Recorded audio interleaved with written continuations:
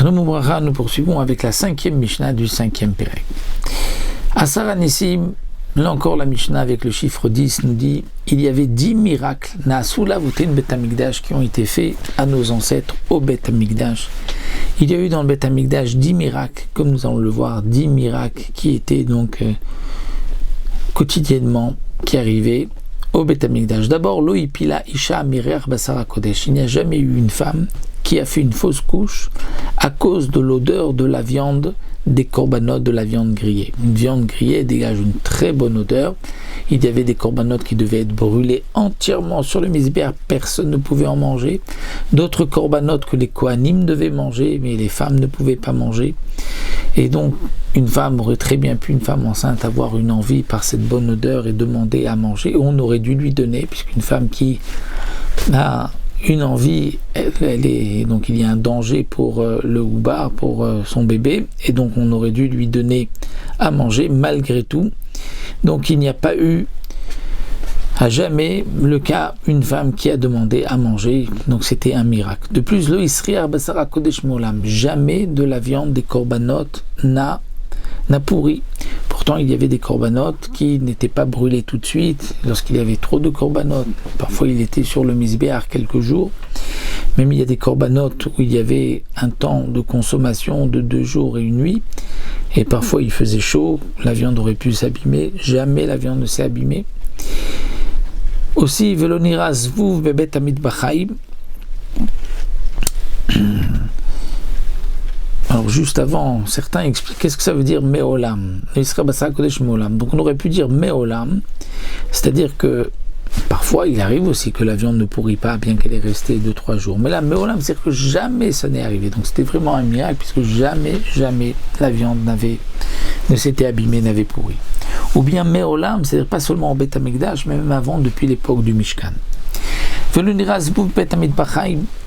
Troisième miracle.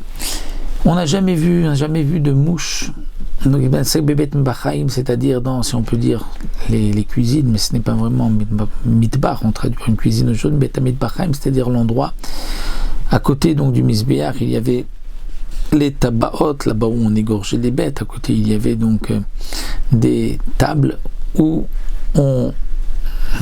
d'abord les bêtes étaient accrochées sur des planches avec un crochet pour pouvoir la dépecer, la couper en morceaux, la vider, et on devait rincer les entrailles. Donc là où il y a donc du sang, les entrailles, il y a souvent des mouches qui viennent. Il n'y a jamais eu de mouches au Bet Hamikdash. Velo Erakiri les Kohen Gadol Yom Kippurim, jamais le Kohen Gadol n'a eu une perte nocturne, une perte du liquide séminal le jour de Yom Kippourim, parce qu'à ce moment-là le Kohen Gadol n'aurait pas pu faire sa avoda, et c'est une touma qui sort de son corps, donc il aurait déshonoré, bien que parfois il y a eu des Kohanim qui ont été impurs, mais par une autre impureté, par un chéretz. Mais là c'est une impureté qui aurait déshonoré le Kohen Gadol. On aurait dû donc prendre un autre Kohen. Donc jamais il n'y a eu de Kéri au Kohen Gadol, et comme dit le Tosfot Yom Tov, bien que le Kohen Gadol ne dormait pas toute la nuit, bien qu'il était depuis déjà donc 7 jours dans des conditions particulières de Kdusha, mais malgré tout, comme Yom Kippourim, c'est le jour de la grande dispute entre le Yetzer Hara et donc là, le mauvais côté et le bon côté, le Yetzer Hara aurait pu tellement se renforcer pour faire trébucher le Kohen Gadol qu'il fallait pour cela un miracle. Velo kibuk shamimesh alatse amaracha. Le feu du brésier sur le misbéach ne s'est jamais éteint, bien qu'il y avait parfois de la pluie. La pluie n'a jamais éteint le feu du brésier, bien que le misbéach était découvert dans la cour. Velo natzra ruach tamud hashan, et jamais le vent n'a eu gain de cause sur cette colonne de cette fumée, cette nuée qui montait du misbéach, qui était droite, et jamais le vent ne la faisait bouger, ça restait toujours droit et ça montait jusqu'au ciel. Il n'y a jamais eu de psoul pour le korban Omer, les 2 pains de Shavuot, les rempanim. Le Omer, c'était le 2e jour de Pessah, Chata Omer, où on devait couper de l'orge de la nouvelle récolte. Ça se faisait donc dans la nuit, et ensuite il y avait toute une préparation Et si il y avait eu un psoul, il y avait eu une impureté, on n'aurait pas pu avoir, encore une fois, le maire de la nouvelle récolte, puisque c'est la nouvelle récolte, c'est la première fois qu'on allait couper. Et donc ça n'aurait pas pu être remplacé, puisque ça y est, on avait déjà coupé une première fois. De même, les 2 pains de Shavuot, étant donné qu'on ne pouvait pas les faire cuire pendant Shavuot Yom Tov, il fallait les cuire avant Yom Tov. Et donc si le jour de Yom Tov, avant de les avoir apportés, il y aurait eu un psoul, on n'aurait pas pu en faire d'autres, et cette année on n'aurait pas pu offrir, donc apporter les 2 pains de Shavuot. Et le lechem apanim aussi, le pain de préposition qui était sur le shulchan, il était cuit le vendredi, il était mis sur la table le Shabbat, et jusqu'à la semaine d'après, il restait sur la table. On ne le mettait que le Shabbat. Si au milieu de la semaine il y avait eu une impureté, un psoul, on n'aurait pas pu mettre un autre lechem apanim, et le shulchan serait resté sans pain pendant le reste de la semaine. Donc il y avait un miracle que jamais il n'y a eu de psoul dans ces 3 choses-là. Lorsqu'on était au Beth Amikdash, bien que il y avait beaucoup de monde, et quand ils étaient debout, ils étaient tzfoufim, c'est-à-dire très serrés, et parfois Dilbat Nora serrés au point que ils savent, c'est un peu comme ils flottaient, c'est-à-dire qu'il y avait tellement de monde que les gens n'avaient plus les pieds sur le sol. Mais lorsque Mishtachavim, lorsqu'ils se prosternaient, Revachim, ils étaient au large.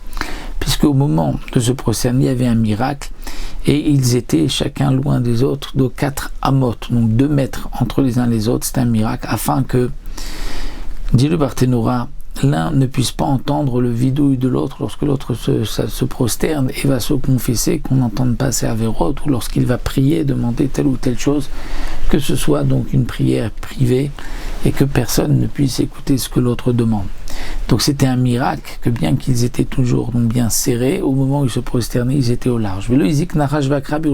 Jamais un serpent ou un scorpion n'avait endommagé à Yerushalayim, même si ils avaient peut-être mordu parfois quelqu'un, mais jamais l'homme n'avait été endommagé par cela. Velo amar adam lechavero, jamais un homme n'a dit à son ami Tsarli amakom shalim birushalayim ou Tsarli amakom birushalayim, c'est-à-dire Shealin ou Keshealin, 2 explications d'Il Barthénora. Donc Tsarli, c'était 3 amakom, l'endroit, Shealin où je vais dormir Yerushalayim, ou bien Keshealin lorsque je vais dormir Yerushalayim. Quelle est la différence? Donc ou bien il s'agit de ceux qui habitaient à Yerushalayim, jamais personne n'a dit je n'ai pas de quoi vivre, je ne trouve pas ma parnassa à Yerushalayim, je suis obligé de quitter la ville. Autre explication, lorsque on montait au moment des 3 fêtes, jamais quelqu'un n'a dit je n'ai pas de place, je suis serré. Il y avait toujours eu de la place pour tout le monde lorsque les Bnei Israël montaient au moment des 3 fêtes à Yerushalayim. Donc voici les 10 miracles mentionnés ici dans la Mishnah, qui se trouvaient donc constamment au Beth Amikdash pendant toutes les années du Beth Amikdash. N'oublions pas que le premier Beth Amikdash a duré 410 ans, le deuxième 420 ans.